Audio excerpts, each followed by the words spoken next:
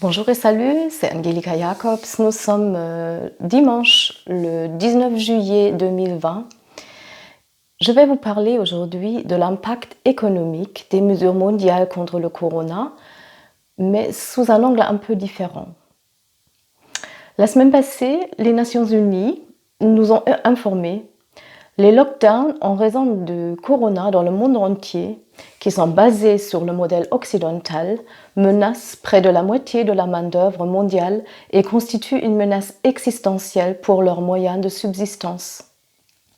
L'Organisation internationale du travail, l'OIT, à Genève, a précisé, je cite, « Cela affecte 1,6% des 2 milliards de personnes qui travaillent de façon irrégulière, c'est-à-dire sans contrat de travail et qui vivent souvent de la main à la bouche. Pour des millions de travailleurs, pas de revenus signifie pas de nourriture, pas de sécurité, pas d'avenir. Des millions d'entreprises dans le monde peuvent à peine respirer. Elles n'ont aucune épargne ni accès au crédit. Ce sont les vrais visages du monde du travail. Si nous ne les aidons pas maintenant, ils périront tout simplement. » Fin de la citation. Le revenu de ces personnes a chuté en moyenne de 60% dans le monde et même de plus de 80% en Afrique et en Amérique latine. La raison ? 436 millions d'entreprises et de travailleurs indépendants dans le monde sont actifs dans des secteurs particulièrement touchés par les mesures du lockdown, l'arrêt de l'économie. Selon le Wall Street Journal, le nombre de personnes souffrant de la faim dans le monde doublera, passant de 260 millions à plus de 480 millions en 2020. L'expérience a montré que beaucoup d'entre eux sont des enfants et bon nombre d'entre eux vont mourir. Nous verrons probablement plusieurs millions de morts de faim supplémentaires cette année, en particulier des enfants, en particulier des filles, en particulier des personnes noires et de couleur. La raison ?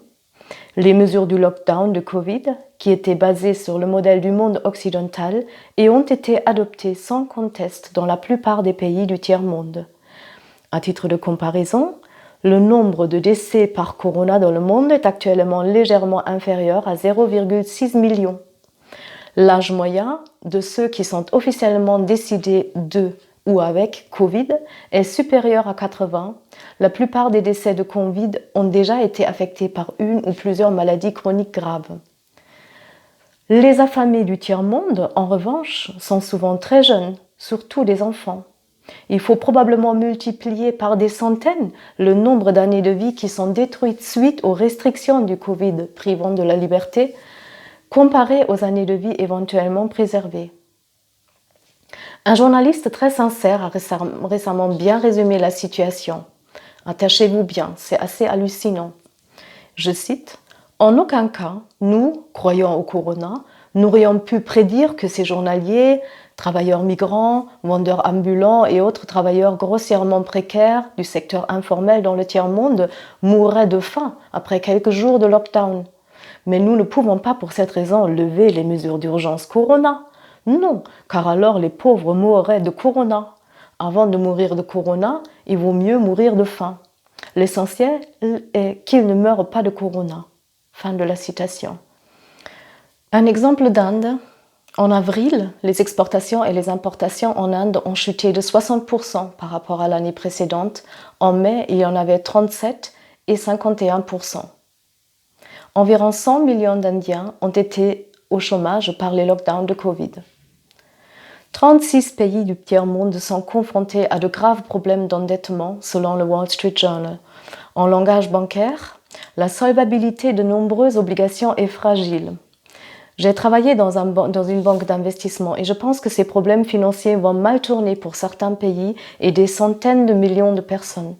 Parce que l'économie mondiale et donc les profits et les flux de trésorerie, c'est-à-dire la capacité de rembourser les dettes, est en train de sombrer.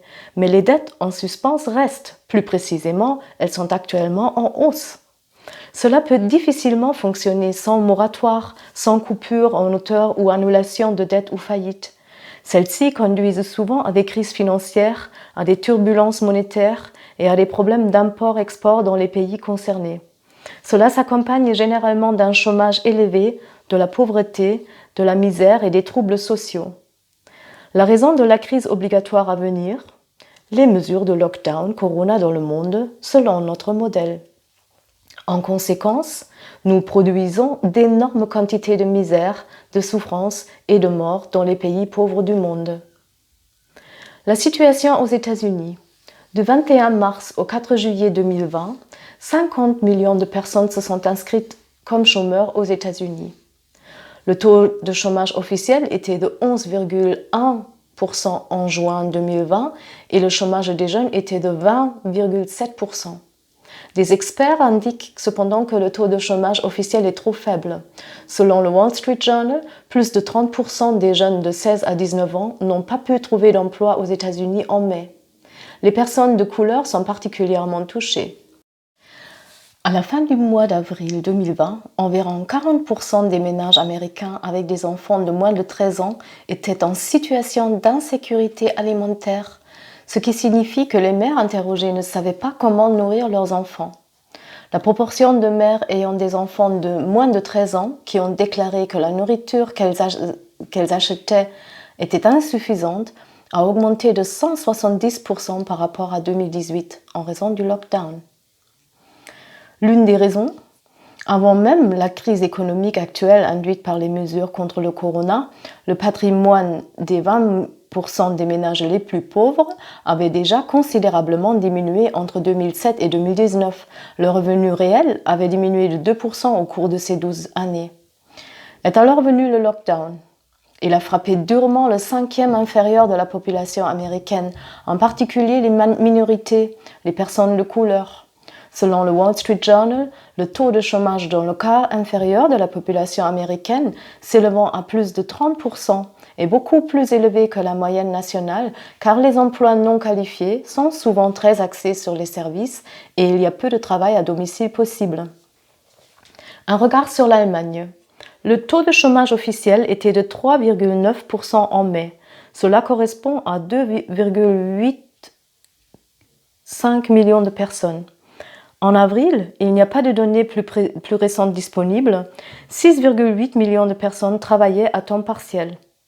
Cela représentait un total d'environ 9,7 millions d'employés sur un total d'environ 45 millions d'employés.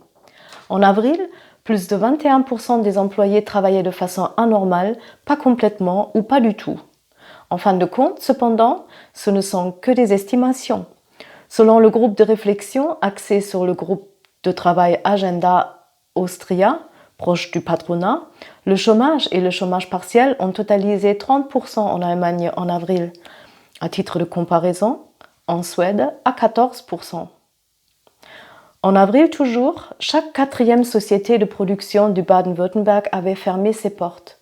De janvier à avril, les commandes industrielles en Allemagne ont chuté de 38% d'une année sur l'autre. En mai, ils étaient inférieurs de 29% à ceux de l'année précédente. Dans l'industrie automobile, les commandes reçues en avril étaient de 47% inférieures au niveau de février 2020. Cela n'augure rien de bon pour les prochains mois sur le marché du travail. Daimler a annoncé le 11 juillet la suppression de 15 000 emplois. Les exportations et les importations ont implosé jusqu'en mai 2020. À mon avis, la plupart des habitants de notre pays, de nos pays, ne se sont pas encore rendus compte que la véritable crise ne prendra pleinement effet sur le marché du travail que dans les mois à venir et prendra quelques années. L'allocation de chômage partiel donne à de nombreuses personnes l'illusion que tout redeviendra bientôt normal. L'indemnité de chômage partiel, aussi judicieuse que ce soit, cette mesure est dans une certaine mesure l'opium pour les salariés d'un point de vue psychologique. Vous serez stupéfait par la gravité réelle de la situation. Beaucoup de gens croient encore à une sorte de V-boom, d'une forte baisse de l'économie, suivie d'une forte montée, et ont peur d'une deuxième vague dans les infections corona. À mes yeux, c'est complètement absurde. Une deuxième vague est largement inoffensive pour la grande majorité des gens, à plus de 80% selon l'université Johns Hopkins. À savoir des personnes jeunes, en bonne santé et non multimorbides ayant des maladies antérieures, tout comme la première vague. mais pas le crash à venir sur le marché du travail. Les gens pourraient à juste titre en avoir peur. La peur est complètement erronée, et ce n'est pas un hasard, mais intentionnellement et délibérément, car certains acteurs financiers ont bénéficié à une échelle gigantesque. L'idée fausse sur le développement économique futur vient principalement des économistes. À quelques exceptions près, par exemple à la tête de l'Institut IFO, la grande majorité des économistes traditionnels, comme en 2007, ont complètement sous-estimé l'ampleur de la crise actuelle.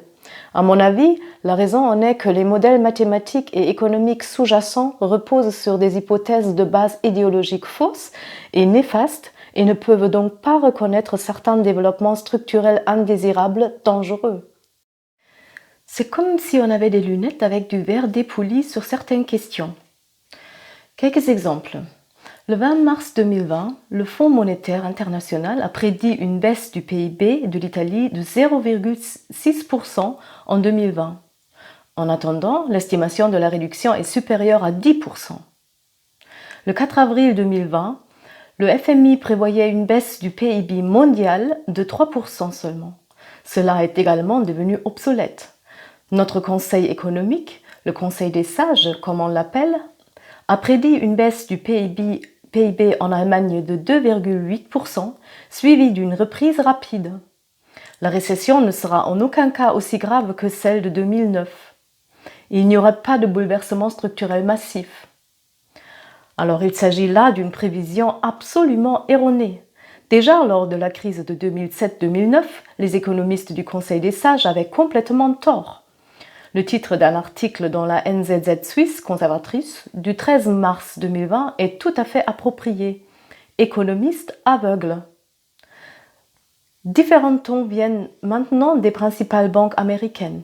Notre évaluation de la durée et de la profondeur de la récession économique s'est considérablement détériorée, a déclaré le directeur de la grande banque américaine Wells Fargo, qui s'appelle Charles Scharf, dans le Wall Street Journal du 14 juillet 2020. Les trois grandes banques, JP Morgan Chase, Citigroup et Wells Fargo, ont désormais provisionné 83 milliards de dollars pour les défauts de crédit attendus. Le chef de JP Morgan Chase, James Dimon, a été cité dans le même article du Wall Street Journal disant « Ce n'est pas une récession normale, le véritable ralentissement reste à venir ». Cela montre l'essence même de la question. Il ne s'agit pas d'une récession normale, mais de quelque chose bien d'autre. Ce n'est pas pour rien que JP Morgan Chase était bien ainsi déjà sur plus de 2000 milliards de dollars de liquidités au début de la crise, pour pouvoir bien l'investir. À mon avis, James Dimon, comme certains autres acteurs de Wall Street, ne porte pas de lunettes en verre dépoli, mais voit très clairement les développements à venir. Plus le grand nombre d'économistes se trompent et que ces erreurs se propagent dans les grands médias, meilleures sont les affaires que peuvent faire les grandes de la finance qui savent vraiment où va le voyage. Enfin, il convient de se référer à la comparaison avec la Suède, qui montre que l'économie suédoise se porte bien mieux que l'économie française et allemande en raison de sa politique Corona modérée, même si la plupart des principaux médias rapportent constamment le contraire de cette vérité. La croissance économique en Allemagne au premier trimestre de 2020 était de moins 2,3% par rapport à l'année précédente, en Suède, plus 0,4%. Les achats de voitures en Allemagne ont enregistré une baisse spectaculaire en mars-juin, tandis qu'en Suède, la baisse n'était que relativement modérée, pas à moitié aussi forte qu'en Allemagne. Les importations, qui sont un bon indicateur de la demande intérieure, ont connu une chute dramatique en Allemagne, retombant au niveau de 2014. En Suède, elles n'étaient pas aussi fortes et sont tombées au niveau de 2017. Autres chiffres, comme les mouvements de trafic ou la consommation d'électricité, montrent que la Suède a traversé la crise beaucoup plus économiquement que l'Autriche, l'Allemagne ou la France, les pays où les mesures de verrouillage similaires étaient très dures. Pourquoi avoir rassemblé ces chiffres ? Parce que dans les principaux médias, ils sont systématiquement, et par systématique je veux dire consciemment, intentionnellement et de façon planifiée, balayés sous le tapis et gardés secrets. Il y a une raison pour ça. Le fait de ne pas observer et de ne pas communiquer ces chiffres, données et faits, vise à confirmer le discours actuel sur la nécessité et l'exactitude des mesures de lockdown du gouvernement qui restreignent les droits fondamentaux. Ce n'est qu'en excluant ces événements mondiaux tragiques que nous pouvons, dans notre pays, ainsi que dans d'innombrables d'autres pays, justifier encore les nombreuses restrictions de Covid d'aujourd'hui. Le devoir de masque inhumain et insensé qui devrait nous maintenir constamment dans la peur, l'application sur mobile de surveillance Corona qui est censée nous rappeler constamment le danger et les innombrables autres restrictions de la liberté encore en place.